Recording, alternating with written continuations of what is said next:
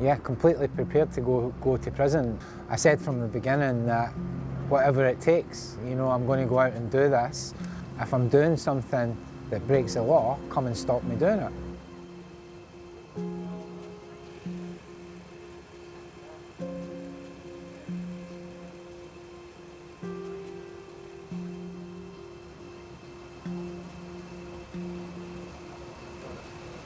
Are you having brown as well, mate? And Coke?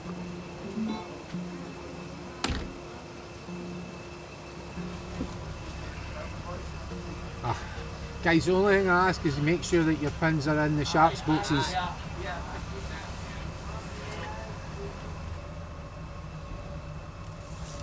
It's just not right. We shouldn't be having to monitor people in the back of a van. We should be on an official site with wraparound support and services. We are still not regulated, so we are still on the eye out for police. For the people who started coming to use this 6 months ago to today, nothing's changed for them.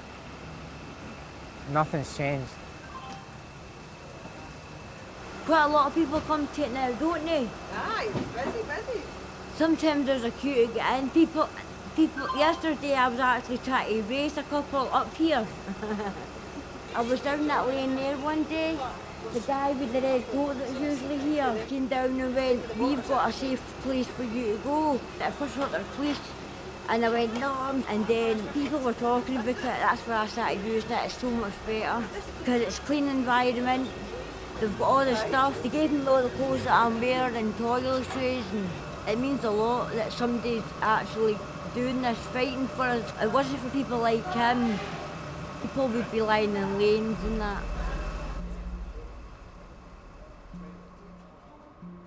In terms of a heroin overdose, we've got in here the naloxone kits. So these are really easy. You just open the kit up. There's 5 lines on it. You inject 1 line and then you wait. Most people will just come round after that. And it's just very much putting people in the recovery position. It's so simple. When it comes to a cocaine overdose, this is the most important thing that we carry. Bottled water, just talking really calmly and quietly to somebody in that condition is the best thing. I think the cocaine stuff is slightly more worrying. But yeah, I mean, nothing, again, that majorly concerns me. Like, bigger concerns for me is when I'm not here.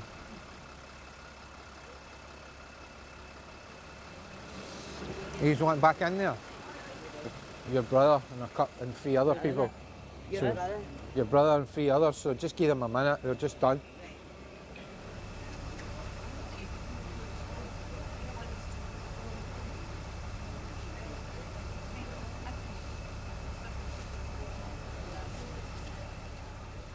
Because I was brought up, my dad was a junkie, so I was finding needles all about the house. That's a normal life for me. The big dude brought up, been fighting all the rest of it, where I was dragged up. So I think that is the best thing that's ever happened to Leicester, honestly, for people to go in there and get help.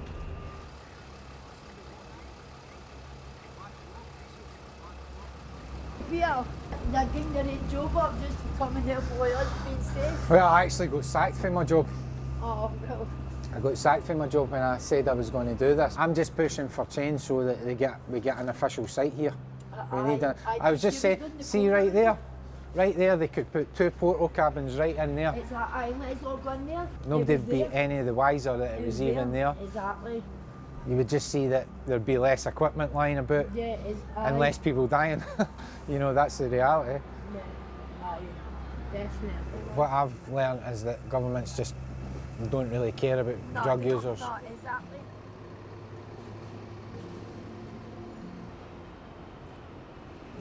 Nicola Sturgeon, you need to stop blaming Westminster.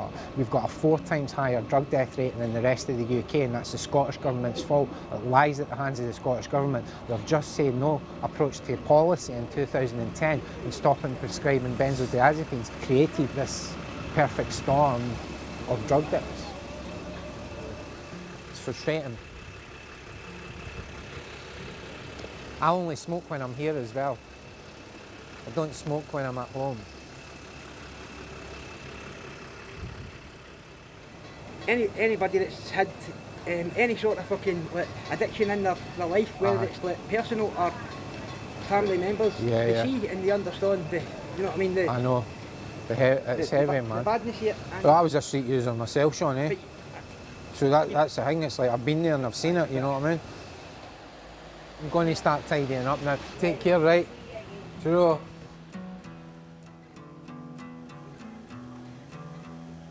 You know, we don't have any single person in Holyrood who has any direct lived experience of the issues that a lot of people in Scotland are facing.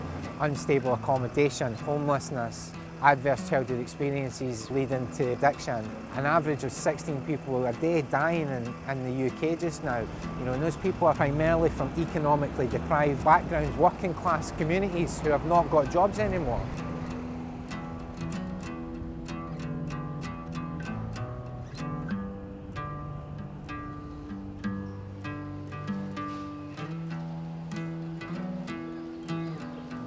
One of my main goals is representing people that are, you know, marginalised in our communities. I've been in a situation where I've had to rely on services like this before myself. You know, I went through some severe mental health issues as a teenager, and that led to drug addiction and sleeping rough in the streets. Let's not be judgmental here. We could all be in need of this service tomorrow. Exactly. Hi, ladies. Are you voting on the 6th of May?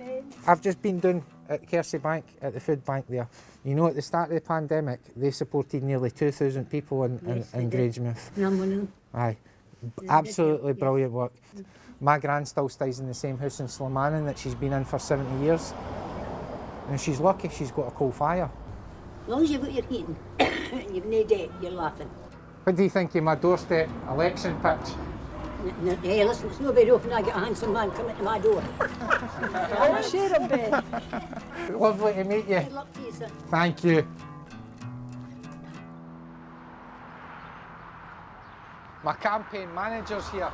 I've got 3 reasons why you should vote for my dad. Okay. Because he's honest, reliable, and he listens to people's suggestions.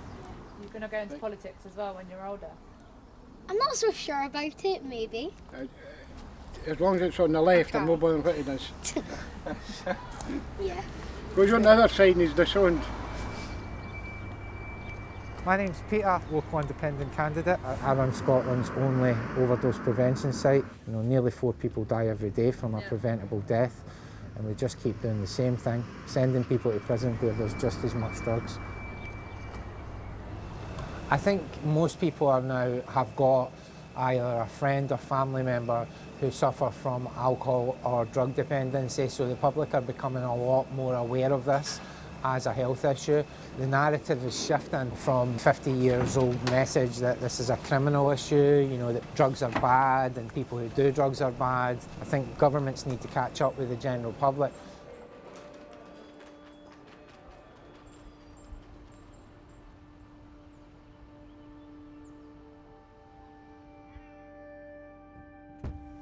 Been doing this for over 7 months now, and then it's just more talking shops. It's soul destroying that I have to be out here doing this still now, you know, after all this time. Just heroin, mate, yeah?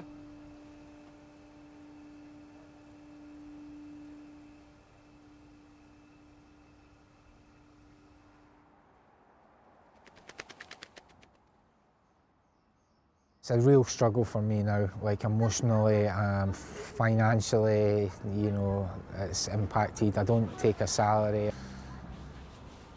And I sometimes think I've done all I can politically to raise awareness of the situation. I need to, at some point, be able to move on with my own life. But it's the leaving the people that I've built relationships with, knowing that they've not got an alternative.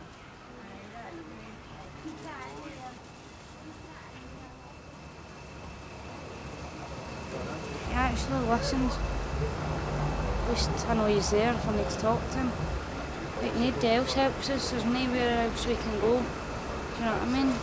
But because he's been through most of this shit, he understands, you know what I mean? I've OD'd a few times in the van when my mental health's been shit, and I've just wanted life to be pretty much ending and all that. And I've OD'd in the van, and Peter's been really good with me. What he's doing, helping people like us, and doing it off his own back and all that, it's amazing. It just makes you look like Superman. She's the person that I worry most about out of everybody.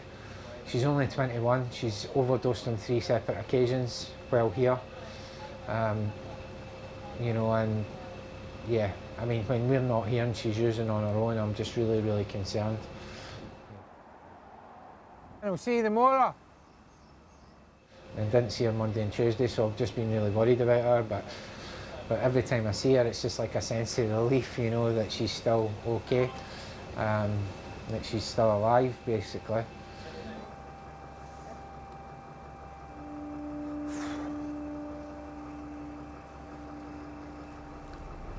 Yeah, it's devastating.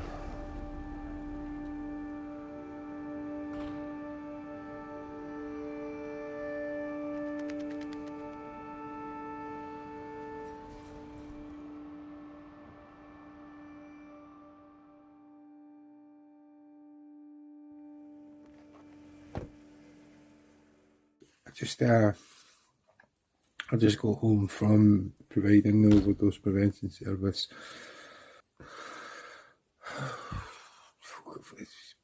People are just dying, you know what I mean? It's fucking, and they're getting left to fucking die out there. It's fucking outrageous, man.